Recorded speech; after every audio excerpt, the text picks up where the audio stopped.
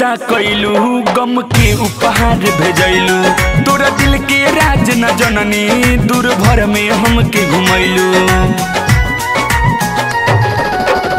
तू कई के हंसी ठिठोली चलैलू दिल पर गोली बड़ी कातिल बा गोरी तोहर ई मीठी बोली हमारा जिंदगी में जहर घोर देलू काहे पागल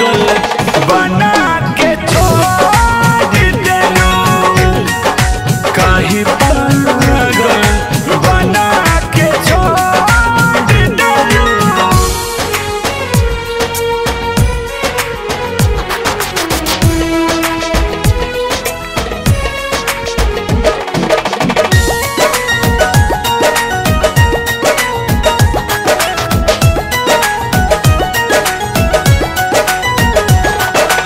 सोच इतना ओच काहे कोइलू तू परपोज दर दर के ठोकर खाता अजय चंदेश्वर तरो रोता सुमन मोही हाल पूछे ना कोई कहे भोजपुरिया बिकिस